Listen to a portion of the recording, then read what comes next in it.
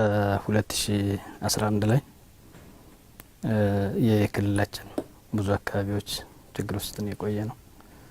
የኛም አካባቢ እንደ አንድ የክልሉ አካል እዚሁ ችግር ውስጥ ነው የነበረው። አሁን ላይ ኒር ቱ ኦል ሰላማዊ የሚባል ቀጠና ላይ ነው ያለ ነው። ስለዚህ የነበረው ችግር በተለያዩ አግባቦች ተፈቶ አሁን ላይ ሰላማዊ እንቅስቃሴ የሚደረግበት ዞን ነው።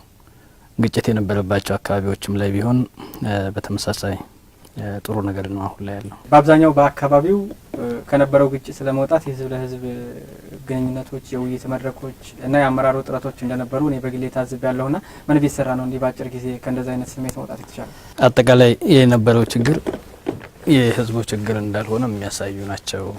እንዲህ አይነት በአጭር ጊዜ ከችግር መውጣት እንዳነሳኸው ብዙ ህዝብ እንዳልሆነ ያሳያል። ትክክል ነው። በጣም በርካታ ስራዎች ሰርተናል። ብዙ ህዝብ አይደለም ብዬ ሳነሳ ችግር በተፈጠረበት ማግስት የሀገር ሽማግሌዎች ለመገናኘት ቀጠሮውን እንዲይዙ አድርገናል። ይሄን ማድረግ መቻል በእርግጠኝነት ህዝብ ውስጥ ችግሩ የህዝብ እንዳልሆነ ያሳያል ማለት ነው። ከዛን ጊዜ ጀምሮ በጣም በርካታ ስራዎች ሰርተናል። አመራር ለአመራር ግንኙነት ነበር። ከዛ በኋላ የሀገር ሽማግሌዎችን የማገናኘት ስራ ነው የቀጠል ነው። ከትናንሽ መድረኮች ወደ ሰፊ ህዝብ ለህዝብ ግንኙነት ነው የሄድ ነው። ከዛ አኳያ ህዝቡ ዘንድ ስናገኘው የነበረው ሀሳብም ይነሱ የነበሩ ነጥቦችም ህዝቡ ዘንድ ሰላም እንደሆነ ህዝቡ ይሄንን ግጭት እንደማይፈልገው ነው ስናይ ነበረውና ከዛ አኳያ አመራሩ ከሀገር ሽማግሌዎች ጋር የሰራቸው ስራዎች የሀገር ሽማግሌዎች፣ የሃይማኖት መሪዎች ተቀናይተው ያደረጉት አስተዋጽኦ ህዝቡ ውስጥ ደግሞ ችግሩ አለመኖሩ መነሻ ሆኖ በአጭር ጊዜ ውስጥ በዛ አግባብ ወደ ሰላማዊ ሁኔታ መመለስ የተቻለበት ሁኔታ ነው ያለው። በጣም ጥሩ አመሰግናለሁ። እንግዲህ የኦሮሞ ብሔረሰብ አስተዳደር አማራ ክልል ውስጥ ካሉ የብሔረሰብ አስተዳደር ዞኖች 3 ዞኖች አንዱ ነው። ባለፉት ረጅም ጊዜያትም የራሱን እድል በራሱ የመወሰን መብቱን ተጠቅሞ በራሱ ልጆች የመተዳደር እድል አግኝቷልና አካባቢው በቋንቋ በባህሉ እና በራሱ ልጆች መመራቱ ለእድገቱ እና ለተቀባይነቱ ምን ያክል መተማመንም እርስ በርስ በአመራሩና በህዝቡ መካከል መፍጠር በኩል የነበረው ሂደት እንዴት የሚገለጽ? የአንድ አካባቢ የአስተዳደር ሂደት በዋናነት የአመራሩ ቅቡልነት ነው። ከቅቡልነት አኳያ እንዳነሳው ማህበረሰቡ የራሱ ልጆች የሚመሩት የሚያስተዳድሩት ከመሆን ጋር ተያይዞ ማህበረሰቡ ኒር ቱ ኦል ተቀብሎት ሲሄድ የነበረ ማህበረሰብ ነው። ችግሮችን ችግር ነው ብሎ አመራሩ ሲያነሳ ችግርነቱን አምኖ የመቀበል አቅሙ እጅግ በጣም ከፍተኛ ነው። ይሄ ነገር መልካም ነውና እዚህኛው ላይ ነው ማህበረሰባችን ርብርብ ማድረግ ያለበት ብሎ አመራሩ ፊት ቆሞ አመራር ሲሰጥም በተመሳሳይ ማህበረሰባችን የሚቀበልበት አምኖ የሚቀበልበትን እድል የሰጠ ነው። ይሄ አይነት የአስተዳደር ሁኔታ መኖሩ የአካባቢ ልጆች መኖራቸው የአካባቢ አመራሮች መሆናቸው ከዛ አኳያ ትልቅ ፋይዳ ነው የነበረው። ቤተሰቡን የሚያውቁት ማህበረሰቡ ውስጥ ያለ አመራር ስለሆነ ከዛ አኳያ ትልቅ ፋይዳ ነው የነበረው። ቅድም ካነሳው ነጥብ አኳያ ትልቅ ድርሻ ነበረው እውነት ለመናገር። ከዚህ ጥያቄ በሌላ ጀርባ ደግሞ የሚያነሱ አካላት አሉ። የራስ አስተዳደር ኢትዮጵያ ውስጥ ባለፉት ጊዜያት በመዋቅር ደረጃ ካልሆነ በስተቀር የእውነት የህዝቡን ጥቅም በማስከበር በኩል ብዙ ውጤታማ አልነበረም ይላሉ። በአንድ በኩል ክልሎች ለብሔረሰብ አስተዳደሩ ዞኖች የሚሰጧቸው የስልጣን ባለቤትነት የስሙላ ነው ተብሎ ይነሳል። በሌላ ወገን ደግሞ ያለፉት ጊዜያት የዲሞክራሲያዊ ማዕከልነት ከላይ የሚመነጩ ሀሳቦችን ወደ ታችኛው እርከን ከማውረድ እና ከማስፈጸም ባሻገር ለታችኛው እርከን ሉዓላዊ ስልጣን በትክክል አልሰጠም ተብሎ ይታመናል ይታሰባልና በዚህ በኩል በትክክል የብሔረሰብ አስተዳደሮች እናንተን ጨምሮ እውነተኛ ስልጣን ነበራችሁ ማለት እንችላለን። ለህዝብ የሚጠቅሙ የውስጥ ሀሳቦችን እናንተው ራሳችሁ አወጥታችሁ ወደ ህዝቡ በማድረስ በኩልስ ጫናዎች አልነበሩም ብለን መውሰድ? ባለፉት 27 ዓመታት የፌዴራሊዝም ስርዓቱ ያስገኛቸው ውጤቶች አሉ። ቅድም ያነሳኸው ተደማምጦ ችግሮችን ችግር ነው ብሎ አብሮ እየፈታ ከነበርንበት ያኔ ከነበርንበት ሁኔታ ተላቀን ሰው ወደ ሰላም ወደ ልማት የሚገባበት ሁኔታ የፈጠረን ነው። ያንን አካባቢ የሚመራው አካል የራሱ አካል መሆንና የራስን እድልም በራስ የመወሰን እድሉ በህግ አግባብ ጭምር የተሰጠ ከመሆን ጋር ተያይዞ በርካታ ትሩፋቶች ተገኝተዋል። በዚህ ውስጥ እንዳነሳው በጣም የህዝብን ጥቅም ከማስከበር አኳያ ሁለት ክፍተቶች ይኖራሉ። አንደኛ የአመራራችን የብቃት እና ይሄንን ማድረግ አለብኝ የሚል እምነት ይዞ ከመሄድ አኳያ ክፍተቶች ነበሩ። ሁለተኛ እንዳነሳው ያው አልፎ አልፎ የሚደረጉ በህግ ደረጃ የተመለሱ ተግባራዊ ከማድረግ አኳያ ደግሞ የሚፈጠሩ ክፍተቶች ይኖራሉ። ከዛ ውጭ ግን የተገኘው እድል በዘመናት ሀገራችን ከቆየችበት ሁኔታ አኳያ ሲታይ እጅግ በጣም ትላልቅ ለውጦች የመጡበት ነው። ውጤት ያስገኘ ነው። ድና የሚደረግ ነገር አይደለም። ስለዚህ የክልሉ መንግስት አሁን 3 የብሔረሰብ አስተዳደር እና አንድ ልዩ ወረዳ አለው። አሁን ሊቋቋም የሚችል የብሔረሰብ አስተዳደር ይኖራልና እርከኑን እንደማቋቋሙ ሁሉ ስልጣኑንም በሚገባ ሰጥቷል ብሎ መውሰድ ይቻላል። አዎ ክልሉ ላይ ያለ ክፍተት ነው። ብሔረሰብ ዞኖች ላይ አለ ከተባለ ክፍተት ክልሉ ላይ ያለ ክፍተት ነው። ለክልል የተሰጡ ስልጣኖች አሉ። ክልሉ ከመጠቀም አኳያ የነበሩበት ክፍተቶች አሉ። ይህንኛውም ተመሳሳይ ነው። ብሔረሰብ ዞኖችም ላይ ሌሎችም ዞኖች ላይ ይሄ ሁኔታ ይኖራል። ከዛ ያለፈ ነገር ግን በህገ መንግስት ጭምር የተሰጠ መብትና ስልጣን ነው። ስለዚህ ከነ ክፍተቱ መልካም ነገሩ ለብሔረሰብ አስተዳደሩ የራስ መዋቅር መሰጠቱ መልካም እድል ይዞ ቆይቷል ነው። በጣም ጥሩ። ከዚህ መሰረታዊ ሀሳብ ሳንወጣ ያሁኑን እንግዲህ ወደ ኋላ እርስዎ የሚያብራሩልኝ ይሆናል። በተለይ የኦሮሞ ብሔረሰብ አስተዳደር አመራሮች ከባህር ዳር ይልቅ ለአዳማ በጣም ቅርብ ናቸው ተብሎ ይታማል። ስብሰባም አልፎ አልፎ ያለ መምጣት ሲጠሩ ግንኙነታቸው ኢቭን ውስን ነው ተብሎ ይታሰባልና ከዚህ አንጻር ይሄ ነገር እንዴት ነው እናንተ የምታዩት? አሁን በዛ ደረጃ የሚገለጽ ነው? በአስተዳደር እርከን ደረጃ የኦሮሞ ብሔረሰብ አስተዳደር በአማራ ብሔራዊ ክልላዊ መንግስት ውስጥ አንድ የብሔረሰብ አስተዳደር ነው። ከዛ አኳያ ለዚህ አመራር የሚቀርበው ኪሎ ሜትሩ ሳይሆን አብሮነቱ እና ኃላፊነቱ ተግባሩ ያለው ባህር ዳር ስለሆነ ባህር ዳር ነው የሚቀርበው። ግን በተግባር እንደዛ ነበር? በተግባር ነው። ሰዎች ለምንድን ነው የሚያነሱት? ሲጠሩ ስቲል አሁንም ድረስ የማይመጡ አመራሮች አሉ። ተሿሚዎችም ቢሆን በአብዛኛው የኦሮሞ ብሔረሰብ አስተዳደር ሳይሆን ከሌሎች አካባቢዎች የሚመጡ ናቸው። እንግዲህ ወደ እንትን ቆጠራ አልገባም። ነገር ግን ከእውነት የራቀ ነው። ተጣርተው በአመራር ደረጃ የመድረክ ኖሮ ግብዣ ተደርጎ ወይንም ጥሪ ተደርጎ ወደዚህ የማይመጣ ሰው የለም። መስተካከል ያለበት ይልቅ በዛ አጋጣሚ መታረም ያለበት ነገ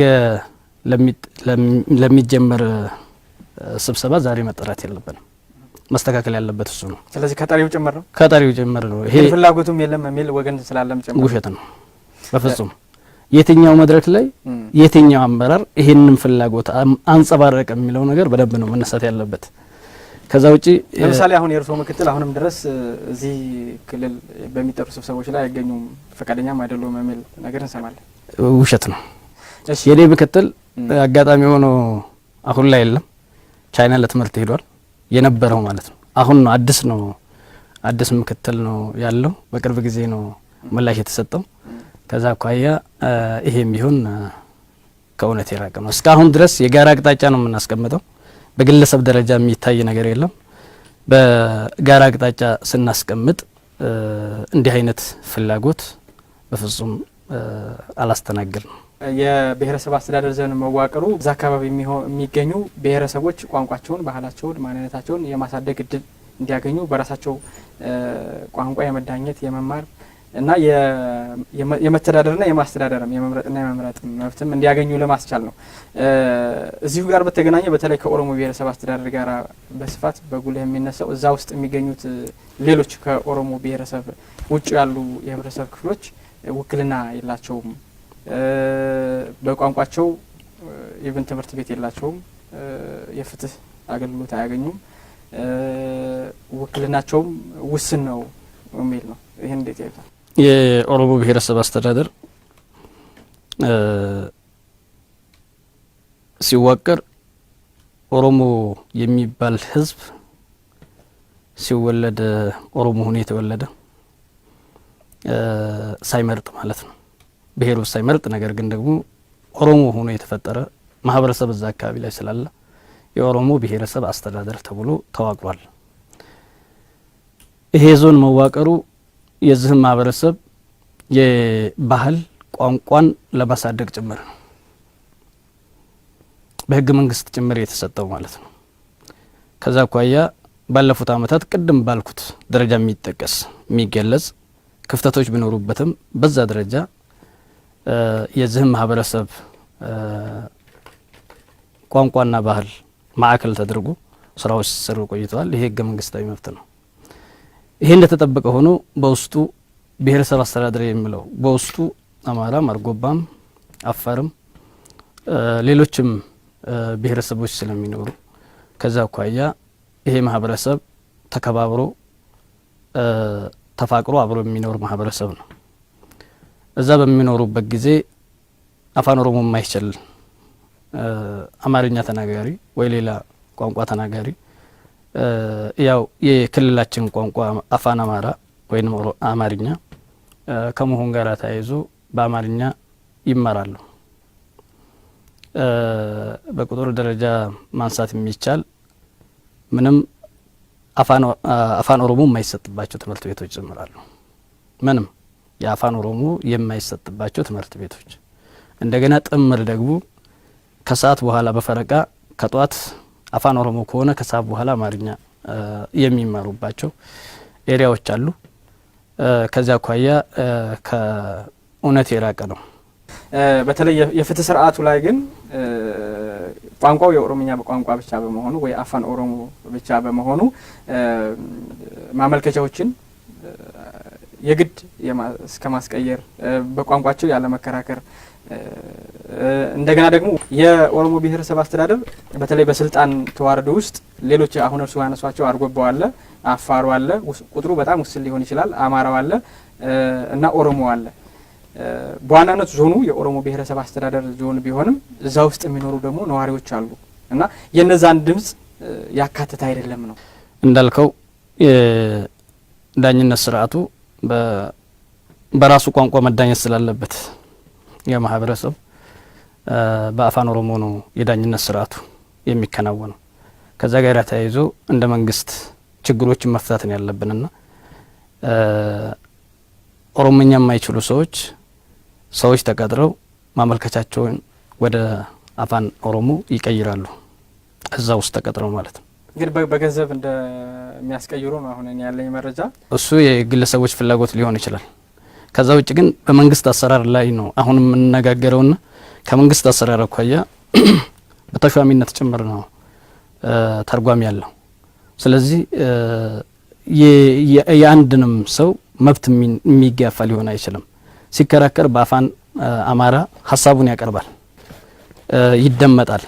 እንትኑ ማመልከቻዎቹን ግን በዛ ደረጃ ትርጉም እየተተረጎመ ወደዛ የሚገባበት ሁኔታ አለ። አሁን ላይ ያው ችግሩን ለመፍታት ሰዎችን ጨምረናል።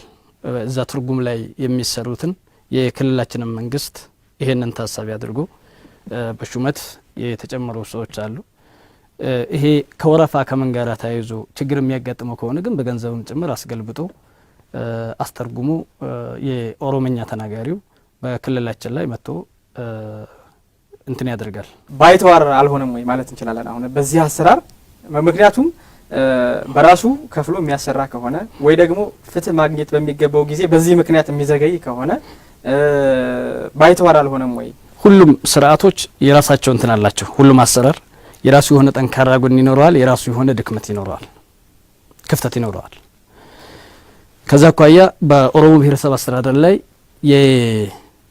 የዳኝነት ቋንቋው አፋን ኦሮሞ ነው። በክልላችን በአማራ ብሔራዊ ክልላዊ መንግስት ላይ የፍትህ ቋንቋ ወይም የዳኝነት ቋንቋ አፋን አማራ ነው ወይም አማርኛ ማለት ነው። ከብዙሃን አኳያ ስታስበው የአማራ ክልል ትክክል ነው። ስለዚህ በዚህ መንገድ መሄዱ ትክክለኛ ወይ ነው። ከእንትኑ አኳያ ከብሔረሰብ አስተዳደሩ አኳያ ያንኛውን ስትመለከተው በዛ አግባብ መሄዱ ተገቢ ነው።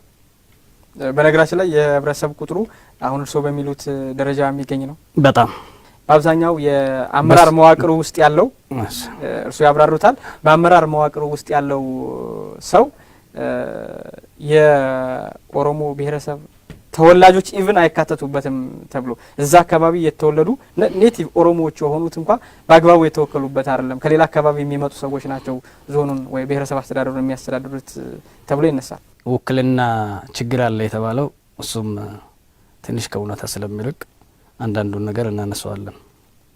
ባለፉት አመታት የኦሮሞ ብሔረሰብ አስተዳደር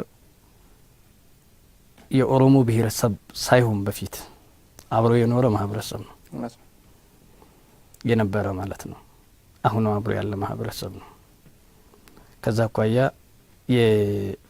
የነዚህ ልጆች የነዚህ ኦሮሞኛ የማይችሉ አብሮ የኖሩ ማህበረሰቦች ልጆች ለስልጣን በሚበቁበት ጊዜ ወደ ስልጣን እንዲመጡ እየተደረገ ነው ያለው የነበረው ከበፊት ጀምሮ ማለት ነው። በጣም ብዙ ቦታዎችን ማንሳት እንችላለን። በተለይ ወደዚህኛው አሁን ወደ ለውጡ እንትን ሳንገባ በፊት በጣም ብዙ ቦታዎች ኦሮሞኛ የማይችሉ ሰዎች በቦታው ላይ አሳይን የሚደረጉበት ሁኔታዎች ነበሩ። ፋክቱ ማለት ነው፣ እውነታው ይሄ ነው። አሁንም ጭምር አሁን ዞን ላይ ጭምር ማለት ነው በዛ ያለ ቁጥር ቋንቋ የማይችል ሰው አለ። ይሄ ትክክል ነው በሚል አይደለም። የዙ አካባቢ ተወላጆች ከሆኑ ውክልና ማግኘት አለባቸው ተብሎ የሚታሰብ አንዱ እሱ ነው። የኦሮሞ ተወላጅም አመጣለሁ ውክልና ማግኘት አለባቸው በሚል እሳቤ ብቻ አይደለም። እዛ አካባቢ ነው የተወለዱት፣ ያን አካባቢ ነው ሰርቭ የሚያደርጉት።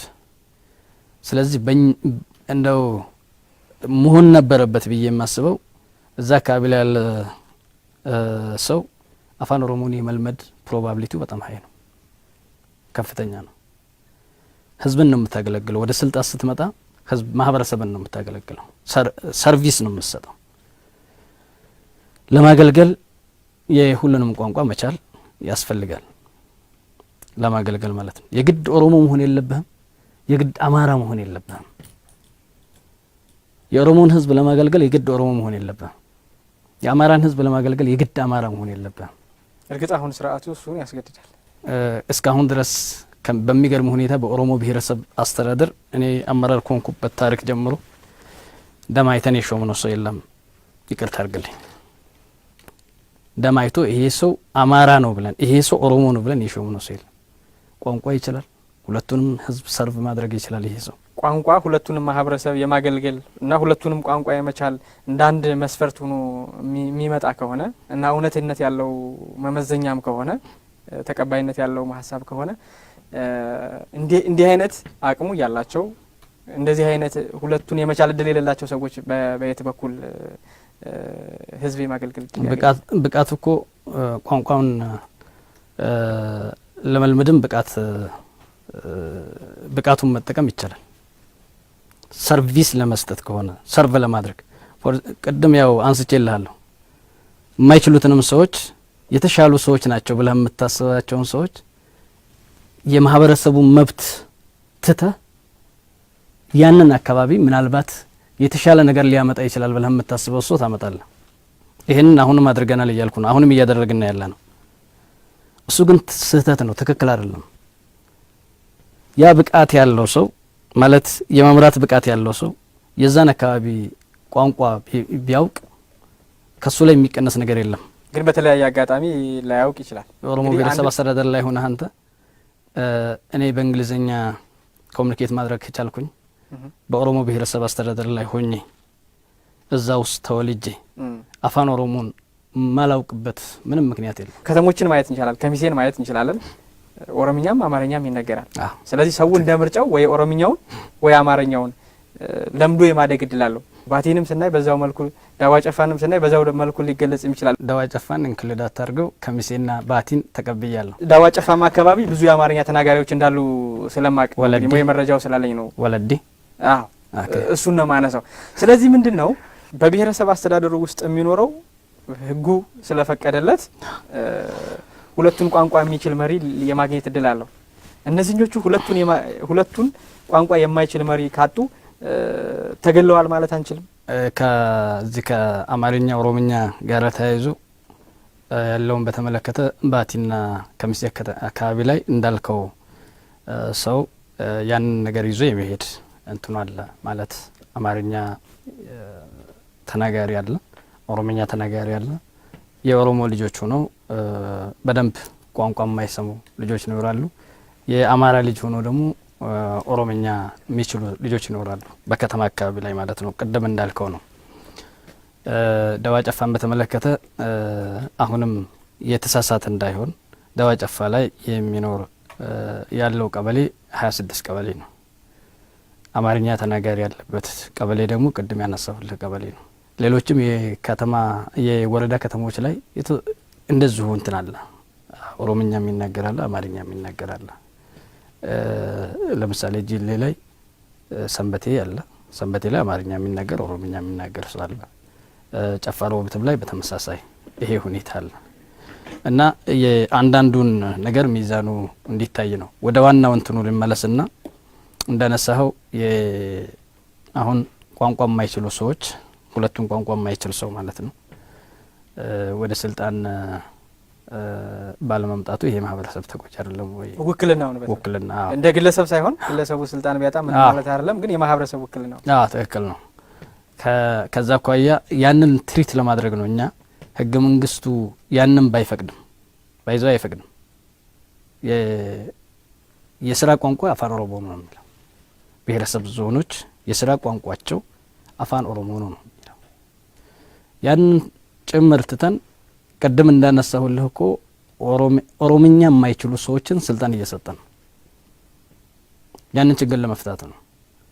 ኦሮሞ እዛ አካባቢ ላይ ያለ ኦሮሞ መነሻዬ ትዝ ካለ እዛ አካባቢ ላይ ያለ ኦሮሞ ይሄ ብሔረሰብ አስተዳደር ሳይሰጠውም ጭምር ከዚህ ማህበረሰብ ጋር አብሮ ነው የነበረው። ከዛ አኳያ የዚህ ማህበረሰብ ውክልና የሚያስጨንቀው የኦሮሞ ህዝብ ነው።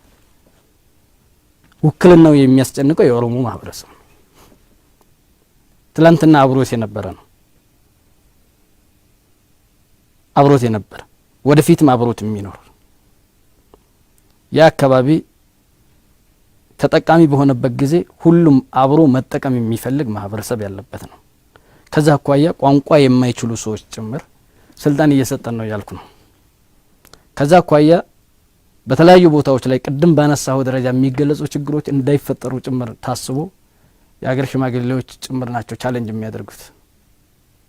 ለምሳሌ የስራ ቋንቋ አፋን ኦሮሞ ከሆነ አማርኛ ተናጋሪ ተመርቆ ሲመጣ እንዴት ነው ሲቪል ሰርቪስ የሚገባ የሚል ጥያቄ ሊነሳ ይችላል። በምን መንገድ ነው የምታደርጉት? ትሪት እያደረግን በምን መንገድ? ለምሳሌ እርሶም ሲያነሱ ማህበረሰቡን ማገልገል አለበት የሚለው አንዱ ትልቅ እውነት አለ። ማህበረሰቡን የምታገለግለው በአንድ በቋንቋ ነው። ቋንቋውን የማይችሉ ግን እዛው ዞን ላይ ተወልደው ያደጉ የተማሩ የህብረተሰብ ክፍሎች አሉ።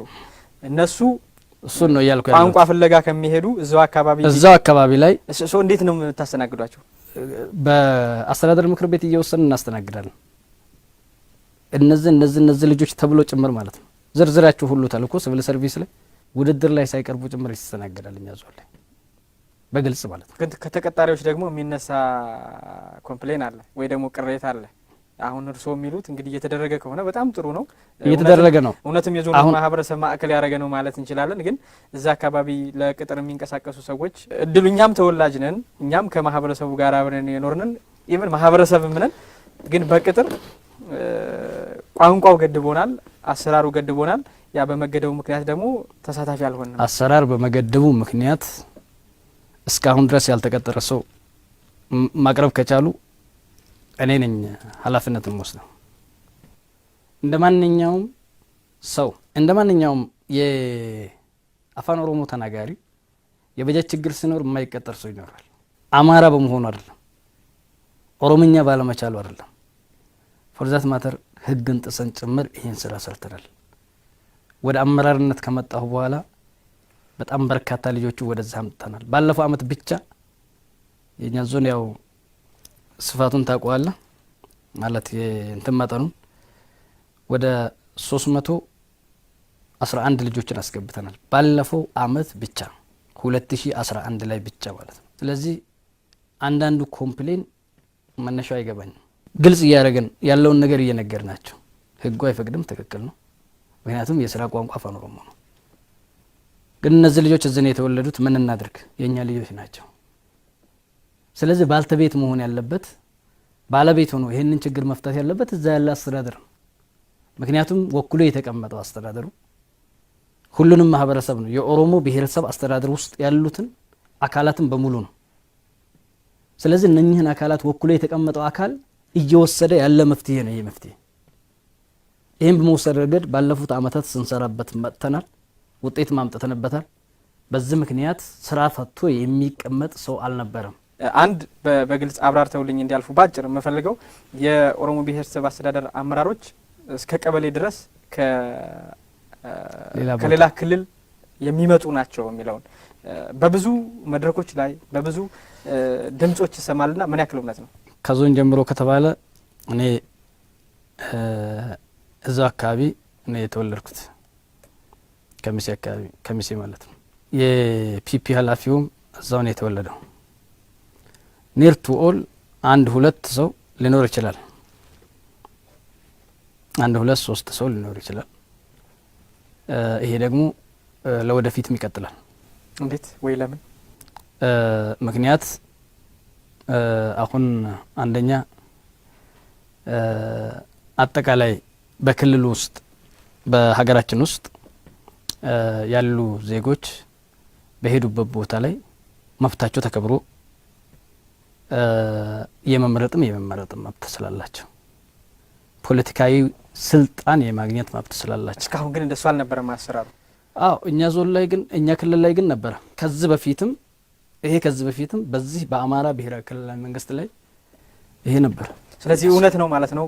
የአማራ ክልል አሁን እንደሚታመው ከዚህ ቀደም በነበረው በራሱ ልጆች የሚተዳደር አይደለም የሚል ይነሳበታል።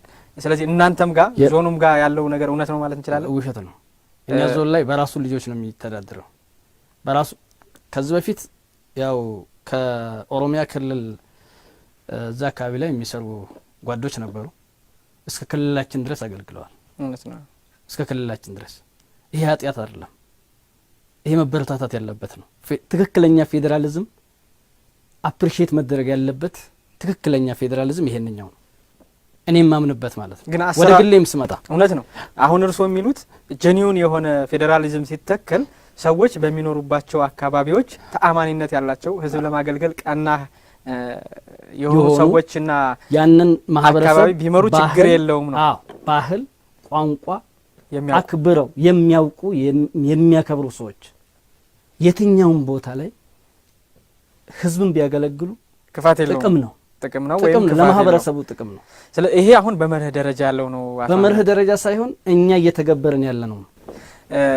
የኢትዮጵያን የፌዴራሊዝም አወቃቀር ካየ ነው በአብዛኛው በቋንቋ በጣም ትንሽ አካባቢዎች በመልክዓ ምድር አዋሳኝነት የተወሰነው በስነ ልቦናም የሚሉ አሉ።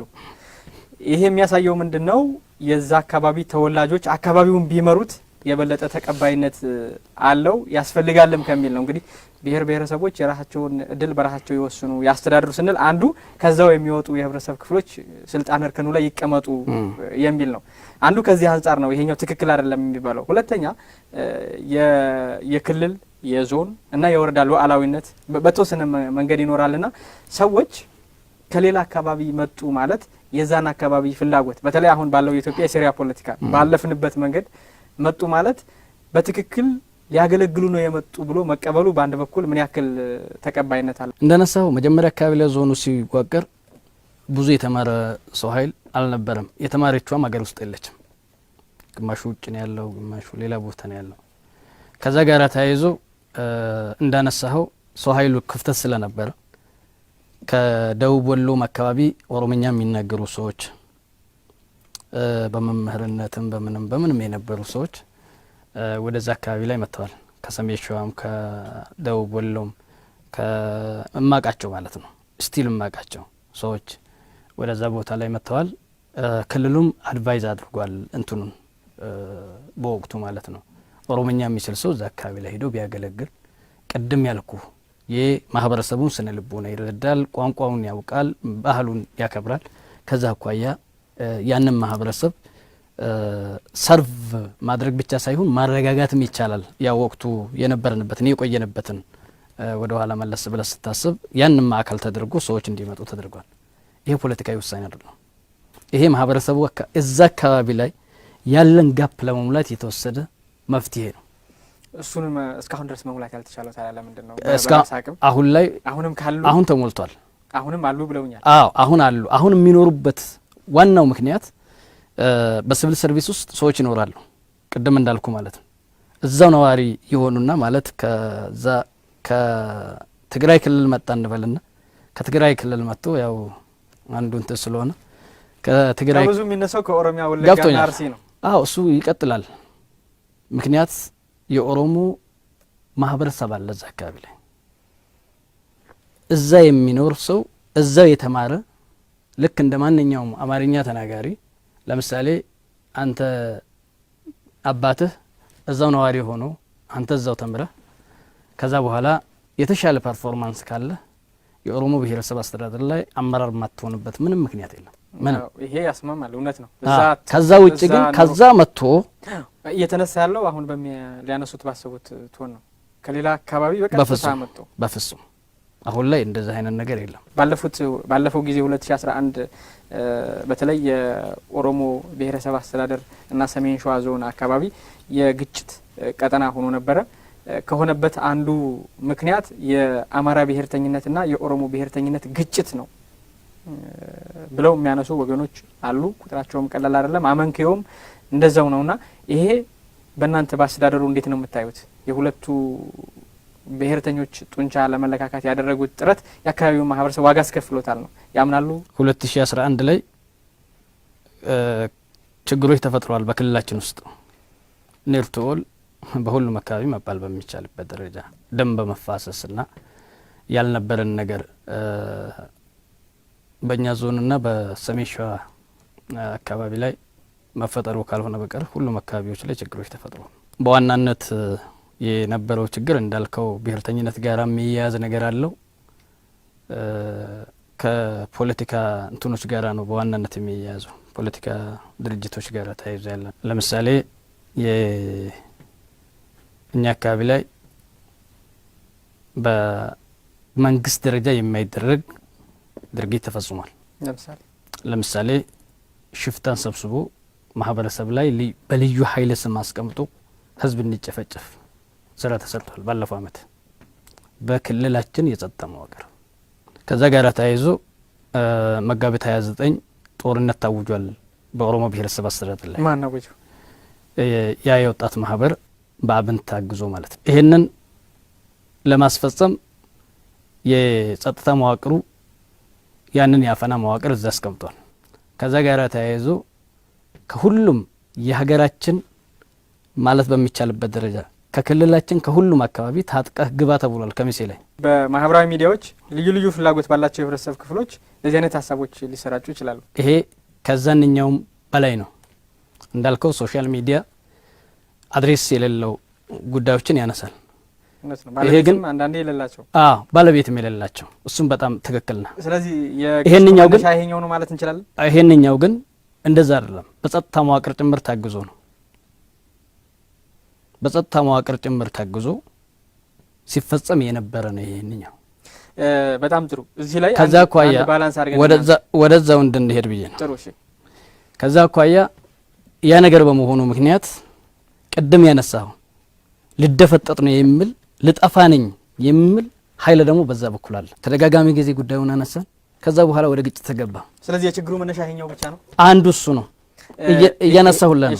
ችግሩ የችኛው ላይ አንድ ነጥብ ይክሉልኝ። በአማራ ብሔርተኝነት ስም እንዳልነው በኦሮሞ ብሔርተኝነት ስም ጫፍ የደረሱ አስተሳሰቦችም ከዚህ እኩል እንደውም በላይ የሚቀነቀኑበት ጊዜ አለ። ይህን በማሳያ ላንሳ። ለምሳሌ በዞኑ ላይ የክልሉን ሰንደቅ ዓላማ አትጠቀሙ፣ ውሸት ነው። እሺ፣ ይህን በማስረጃም ሊነግሩኝ ይችላሉ። አዎ፣ በሚገባ። ሁለተኛ ዞኑ ላይ እርግጥ መብት ነው፣ ግን የብሔርተኝነቱ ማሳያ የኦነግ ባንዲራ ኢቭን አስፓልት ድረስ ተቀብቶ ታይቷል። አዎ፣ መውለብለቡም እንዲሁ አለ፣ ግን አስፓልት ላይ ባይውለበለብም አለ። ሶስተኛ የኢቭን ሟቹ የአማራ ክልል ርዕሰ መስተዳደር ከኋላ ነበረ አማራ ክልል ውስጥ አለ። በዚህ በኩል ተነጋግረንበት መግባባት ያልቻልነውን ሀሳብ ነው እያነሳሁልህ ያለሁት። ይሄ ጉዳይ አይጠቅምም ብለን ስንነሳ መነሻችን በዛ አካባቢ ካስታወስክ በደሴ ላይ የወጣት ማህበር ምስረታ ተካሂዷል። ደሴ ፒያሳ ላይ ጥይት ሲተኮስ ነው የነበረው በጠራራ ፀሐይ። እኛ አካባቢ ላይ ደግሞ እንደዛ አይነት ችግር ከተፈጠረ የማንወጣበት ሁኔታ ውስጥ እንገባለን። ምክንያት የጸጥታ ኃይላችንን እናውቃለን። ሁለተኛ የታጠቀውን ኃይል ማህበረሰቡን እናውቃለን። ሁለተኛ በዛው አካባቢ ግንቦት 7 ባህር ዳር ላይ ሊያካሄድ የነበረውን መድረክ አይተናል እንዴት እንደከሸፈ። ይሄ ከናንተ ብሔረሰብ አስተዳደር ጋር ላያይዝልህ ነው። ከዛ ጋር ተያይዞ እዚህ ላይ ባህር ዳር ከተማ ላይ የመንግስት የክልላችን መንግስት መቀመጫ ከሰማይ በታች ያሉ ከምድር በላይ ያሉ የኢትዮጵያ ኃይሎች የጸጥታ ኃይሎች ባሉበት ቦታ ላይ ይሄንን ነገር መቆጣጠር ካልቻልክ በኦሮሞ ብሔረሰብ አስተዳደር ላይ እንዲህ አይነት መድረኮችን መፍቀድ ህዝብን ማጫረስ ነው የሚሆነው። ከዛ አኳያ ጉዳዩ በሚዛን ታይቶ ክልላችን ያለበት የጸጥታ ሁኔታ ተገምግሞ ይሄ ጉዳይ መቆም አለበት እናስቆም የሚል አቋም ነው የነበረን በእኛ በኩል። ቅድም ያልከው በዚህኛው ደግሞ የብሔርተኝነት ጫፍ ላይ ያለ ሲደመር ልጠፋ ነኝ ብሎ ጦርነት የታወጀበት ንጹህ ማህበረሰብ በዛ በኩል ደግሞ አለ ግጭት የሚፈልግ እንዳልሆነ ግልጽ ይታወቃል በትክክል። በዛ ምክንያት በዛ ችግር ምክንያት በብሔርተኝነት ቢሆን ኖሮ የአማራ የኦሮሞ ብሔርተኝነት ቢሆን ኖሮ ከሚሴ ውስጥ እልቂት ይፈጠር ነበር። አንድም ሰው ችግር አልነበረም። ባቲ ውስጥ ችግር ይፈጠር ነበር። አንድም ሰው አልነበረም። ነገርየው ውጫዊ ነው ብዬ የማነሳለህ እና በእነዚህ ስሞች ነው የተካሄደው ብዬ የማነሳው ከዛ ነው ያነሳህልኝ። አንደኛው ከአስፋልት የሆነ ገንትን መቀባት ነው። ከሚሴ ነው የተቀባው፣ ባቲ ነው የተቀባው። ከሚሴ ላይ ተመሳሳይ አረንጓዴ ቢጫ ቀይ ተቀብቷል። የኢትዮጵያ ባንዲራ ነው ብዬ አላምንም። እንዴት የኢትዮጵያ ባንዲራ አይደለም። አረንጓዴ ቢጫ ቀይ መሀል ኮከብ ያለው ነው የኢትዮጵያ ባንዲራ። የአማራ ክልልም ባንዲራ ነው ብዬ አላምንም። ግልጽ ነው እሱ የአማራ ክልል ባንዲራ እንዳልሆነ ግልጽ ነው። አዎ፣ ስለዚህ ይሄ ከሆነ እዛው ከሚሴ ላይ ይሄ ተቀብቷል፣ እዛው ባቲ ላይ ይሄም ተቀብቷል። ሁለተኛ ነፍሳቸውን ይማርና ዶክተር አምባቸው በመሩበት መድረክ ላይ የኢትዮጵያ ባንዲራ አለ፣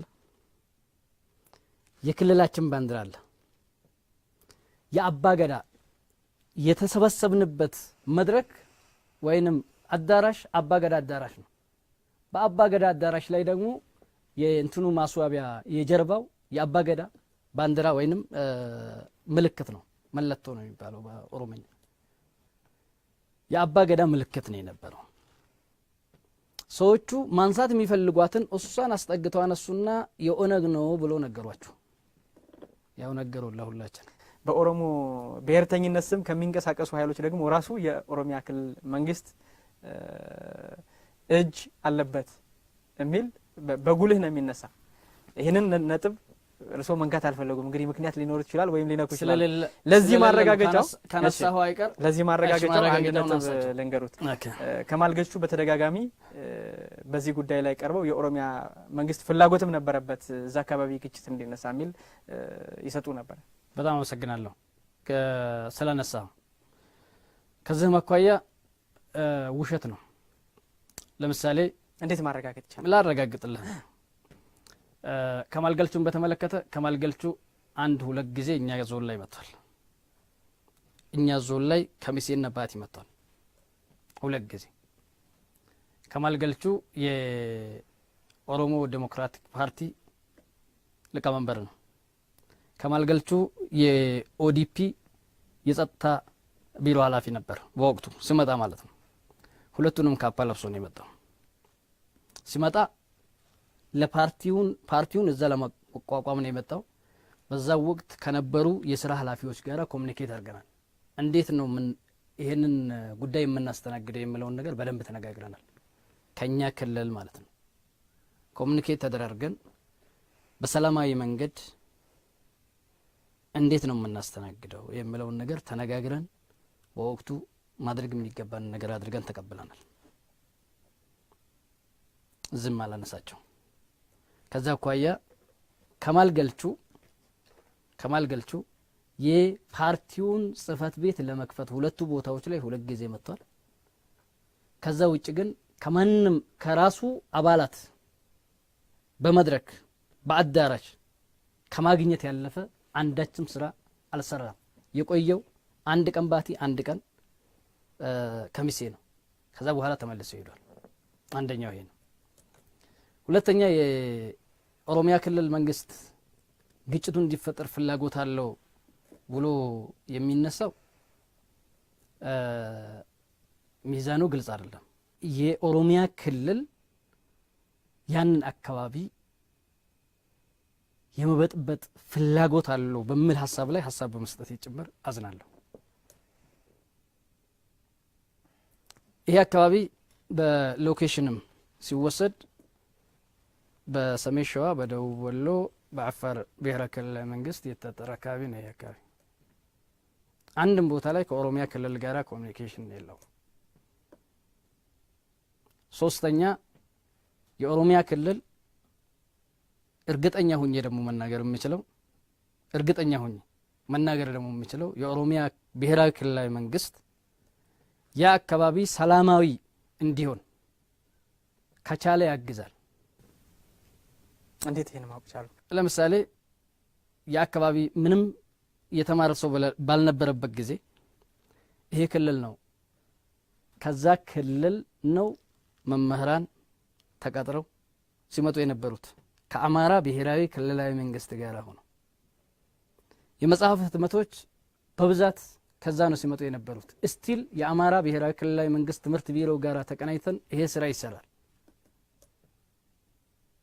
ይሄ ልማት ነው፣ ሰው ሀብት ልማት ነው። ሶስተኛ ከባህል ጋራ ተያይዞ ስቲል ድጋፍ ያደርጋሉ፣ ከባህል ልማት ጋራ ተያይዞ ማለት ነው። ይህንን በአማራ ብሔራዊ ክልላዊ መንግስት እውቅና ጭምር ነው የሚያደርጉት። አራተኛ መንግስት ነው፣ የኦሮሚያ ብሔራዊ ክልላዊ መንግስት እዚህ ሀገር ውስጥ ያለ መንግስት ነው። ይሄ ሀገር እንዲፈርስ አይፈልግም። አምስተኛ ስሙ የኦሮሚያ ብሔራዊ ክልላዊ መንግስት ነው። እዛ አካባቢ ላይ ያለው ኦሮሞ ህዝብ ነው። ሆነ ተብሎ ያንን አካባቢ ለማተራመስ የሚሰራ ስራ አይኖርም። በየትኛውም ካልኩሌሽን ቢወሰድ ቅቡልነት የሌለው አይዲያ ነው። በነገራችን ላይ ጥያቄው በቀጥታ የክልሉ መንግስት ያራምደዋል ማለት አይደለም። ግን በክልሉ መንግስት መዋቅር ውስጥ ልክ አሁን እርስዎ ከማል ገልቹ የተለየ የራሳቸው አላማ ይዘው ነው መጡ እንዳሏቸው የተለየ የራሳቸው አላማ ያላቸው ሰዎች አሉ። አላማቸውን ከውጭ ሆነው በአመራሩ በኩልም የሚያስፈጽሙ ሰዎች አሉ እንዳሉ ግልጽ ነው፣ እናውቃለን። እሱ በክልላችንም አለ። እሱን አንስተን አድረናል ብዬ ነው። በዛኛው በኩል እንደዚህ አይነት ፍላጎቶችና አካሄዶች ነበሩ። እንደውም አንዳንዶች በጊዜው የነበሩ ግጭቶች ላይ ከሚሴና አካባቢውም ሰሜን ሸዋ ዞን አጣዬና አካባቢውም ማህበረሰቡ ላይ ጥቃት በማድረስ የመጡ አካላትም ያንን ያመላክታል የሚል የያዙት መሳሪያ የታጠቁት መሳሪያ የተጠቀሙት መሳሪያ አሉባልታ ነው የሚልም ስላለ ነው። አሉባልታ ነው። ያንን ሁኔታ አንደኛ በአመራርነት መርቸዋለሁ፣ በማረጋጋት ሂደት ውስጥ ጥይት ከተተኮሰበት ጊዜ ጀምሬ ማለት ነው። ሁለተኛ የሀገር መከላከያ ሰራዊት ችግሩ ከተፈጠረ ከ30 ደቂቃ በኋላ ደርሷል በቦታው ላይ። ያንን እውነታ መናገር የሚችለው ከኔም በላይ የሀገር መከላከያ ሰራዊት በጣም ጥሩ። እንግዲህ ስለዚህ እዛ አካባቢ ላይ የነበረው ነገር አሁንም ከዛ አካባቢ ላይ የሚመጡ አካላት ለማተራመስ የሚፈልጉ አካላት ያሳኩት ነው በሚል ግምገማ እኔ አልስማማም። በየትኛው ይስማማሉ? እኔ የምስማማው እዛ አካባቢ ላይ ቀደም ያነሳሁት እንትኖች ነበሩ። በሁለቱ ብሔር ስም የነበሩ ችግሮች፣ ፍላጎት ያላቸው ሰዎች የህዝቦች አብሮነት የዘረጉት ስርዓት ችግርን የመፍታትና የመሻገር አቅም ትልቅነት በአመራሩ ቁርጠኝነት ተዳምሮ ችግሩን መሻገር ችሏል። በተለይ ወሎን ስናነሳ ደግሞ ብዙ ጊዜም እንደሚባለው የኢትዮጵያ መገለጫ ነው። በሃይማኖት ወይ በብሔረሰብ ወይ በጋብቻ የተሳሰረ ስለሆነ ማለት ነው። ያ አብሮነት ህዝቡን እስካሁን ጠብቆታል። ወደፊትም ከአስተዳደሩ በተጨማሪ ይጠብቀዋል ተብሎ ይታሰባልና አንደኛ እነዚህን አጠንክሮ በመሄድ በኩል የብሔረሰብ አስተዳደሩ ምንድነው የሚሰራው? ከችግሮች ሲፈጠሩ ከክልሉ ጋር በቅንጅት የሚሰራበት መንገድም ይኖራልና ያ ችግሩን ለመፍታት ምን ያክል አግዟችኋል? በተለይ የማህበረሰቡ ልምድ ወደፊትስ እንዴት ነው የማህበረሰቡን ልምድ አሳድጋችሁ ለተሻለ አብሮነትና ለልማትም ተጠቀሙ? በጣም አመሰግናለሁ። ከችግሩ ጋር ተያይዞ በጣም ብዙ ትምህርት የተወሰደበት ነው። ቅድም እንዳነሳሁት ሁሉም በቦታው ላይ ሲመለስ እና ሰውን በሰውነቱ ማሰብ ስትችልና ወደ ወሎይነት ባህልህም ስትመጣ ሰውን በሰው ብቻ የምትለካበት ባህል አለው። ከዛ አኳያ በጣም ብዙ ነገሮችን የተማርነው ባለፈው አመት ከከፈልነው ዋጋ ተነስተን ማለት ነው። ያንን ትምህርት ወስደንበት እጅግ በጣም የሚያሳዝን ሁኔታ ውስጥ አልፈን የሽምግልና ስርዓታችን የሽምግልና ባህላችን እጅግ በጣም አግዞናል። ትልቅ ውጤት አምጥተንበታል። በሽምግልና የተጋደለ ይታረቃል አብሮ ተቀምጦ። ይሄን ባህል አለ። አብሮ የተጋደለ አባትህን ገሎ አንተ ትታረቃለህ ከገዳይ ጋራ። የጉማ ስርዓት አለ። በዛ ደረጃ በጣም ትልቅ ስራዎች ሰርተናል። ባለፈው አመት በነገራችን ላይ የኦሮሞ ብሔረሰብ አስተዳደር ላይ ያሉትን ባህሎች በመጠቀም በጣም ትላልቅ ስራዎችን እየሰራን ነበር። ይሄ ችግር ነው አሸንፎን ወደዚህኛው ችግር ገባን እንጂ ለክልላችን መድን የሚሆን ስራ ነው ስንሰራ የነበረው። በተለይ የአባ ዲራ አደረጃጀት እጅግ በጣም ፓወርፉል አድርገን ነው ባለፈው አመት ስንጠቀምበት የነበረው። ሁለተኛ የሰሜን ሸዋና የኦሮሞ ብሔረሰብ አስተዳደር በአንድ አውራጃ ውስጥ የኖሩ የነበሩ ሰዎች ናቸው የተጋጩት። የጋራ ውክልና የነበራቸው ምክር ቤት ላይ ያው ያኔም ምክር ቤት ስለነበር የህዝብ ተወካዮች ላይ ኦሮሞዎች ይወክሏቸው የነበሩ አካባቢዎች ጋር ነው ግጭት የተፈጠረው። በጋራ ያስተዳድሩ የነበሩ አካላት ዛሬም ጭምር ያሉበት አካባቢ ላይ ነው ችግር የተፈጠረው። ሊቀመንበር፣ ምክትል ሊቀመንበር፣ አስተዳዳሪ፣ ምክትል አስተዳዳሪ ሆነው ዛሬ ሽምግልና ደረጃ ላይ ያሉ ሰዎች ይህንን እንዳቅም ተጠቅመናል ፈልገም ማለት ነው። ሶስተኛ በስራ ዓለም ውስጥ ይህን ሁለቱንም ማህበረሰብ ሲያገለግሉ የነበሩ ደግሞ በሲቪል ሰርቪስ በመምህርነትም በመም እነኛን ሰዎች ባህል ወጉን ስለሚያውቁ ያኔ ችግር ሲፈጠር ችግር ያኔ የሚፈጠር ስለነበር ማለት ነው። ያኔ ችግር ሲፈጠር ሬሳ የኦሮሞ ከሆነ ወደ ኦሮሞ ተልኮ የአማራ ከሆነ ወደ አማራ ተልኮ እዚሁ መሀል ተቀምጦ ችግር ይፈታ ስለነበረ ይሄንን መነሻ አድርገናል። ከዛ ቀደም ብለን በተወሰነ መልኩ አመራሩ ጋርም ስሜቶች ስለነበሩ እውነት ለመናገር የከፋ ስሜት ነበረ። ያንን ስሜትን ለመፍታት ተደጋጋሚ ጊዜ ከክልል ጋራ ኮሙኒኬት አድርገናል። እጅግ በጣም አመሰግናለሁ የቀድሞ ፕሬዝዳንታችን ገዱ አንዳርጋቸው በዚህ ጉዳይ ላይ በጣም አግዘውናል። ተመስገን እና አሁን ያሉ የአገኘው እና በእነሱ ዙሪያ ያሉ ሰዎች በጣም አግዘውናል። አመራሩን ወደ ነፍሱ ወደ ቀልቡ እንዲመለስ የማድረግ ስራ። ስለዚህ መነሻ ያደረግነው በፊት የነበሩን እሴቶች የጋራ እሴቶቻችንን መልሰን መጠቀም መቻላችን እጅግ በጣም ውጤታማ አድርጎናል። ያላነሳሁት ሌላው ትክክለኛ አካሄዳችንን አሳምሮልናል ብዬ የማነሳው ባለቤቶችን ማሳተፋችን። እኛ ችግራችን ምን እንደሆነ ታውቃለህ? የሚሞተው አርሶ አደር ነው፣ የሚጎሳቆለው አርሶ አደር ነው፣ እርሻው የሚያድረው አርሶ አደር ነው። እኛ የምናነጋግረው የከተማ ነዋሪ ነው። እኛ የምናነጋግረው ኤሊቶችን ነው። እኛ የምናነጋግረው የማህበራዊ ሚዲያ አግራቬሽን ላይ የተሰማሩትን ነው። ስለዚህ ምንድነው ዘንድሮ ያደረግነው? ባልተቤቱ ማን ነው? የዚህ ተጠቂ ማን ነው? የዚህ ችግር ተጠቂ ማን ነው የሚለውን ነገር ነው ያየነው። የችግሩ ሰለባ የሆነውን አካል ስናገኝ የችግሩ ሰለባ ችግሩ እንዲቀጥል ስለማይፈልግ ያም ጭምር አግዞን ነው በአጭር ጊዜ ውስጥ ወደዚህ መምጣት የቻልነው። በጣም ጥሩ። እኔ እንግዲህ ጥያቄዎችን ጨርሻለሁ። እርስዎም እንዳሉት የአካባቢውን ማህበረሰብ ትክክለኛ ማህበረሰቡን በሀገር በቀል እውቀቱ ችግሩን ለመፍታት ያደረጋችሁት ጥረት በአካባቢው የሰላም ትሩፋት እንዲገኝ ማህበረሰቡ ወደ ቀድሞ አብረነቱ እንዲመለስ አስችሏል። ይሄ ትልቅ ነገር ነው። አሁን ደግሞ በክልላችን ሁሉም አካባቢዎች ልክ እናንተ በሰራችሁት መጠን የአካባቢው ማህበረሰብ ጋር ታች ተወርዶ ችግሩን ለመፍታት በተፈጠረው መልካም አጋጣሚና ጥረት ውጤቶች እየመጡ ማህበረሰቡም ወደ ሰላም ተመልሷል።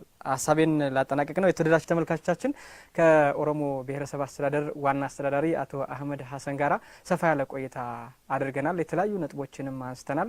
እነዚህ ነጥቦችን ስናነሳ ታሳቢ ያደረግነው በአካባቢው ለማህበረሰቡ ግልጽ መሆን የሚገባቸው በሂደት ላይ ያሉ ጉዳዮችን እና ደግሞ ከመረጃ ተነስቶ ከእውቀት ተነስቶ የአካባቢውን ማህበረሰብ ለመረዳት እንዲያስችል ነው። በነበረን ቆይታ በተመልካቾች ስም እጅግ በጣም አመሰግናለሁ። አጭር ጊዜ እንዳለው ታውቃለሁ። እሱን አጣባው ነው ሰፋ ያለ ጊዜ ለኛ የሰጡን። በጣም አመሰግናለሁ።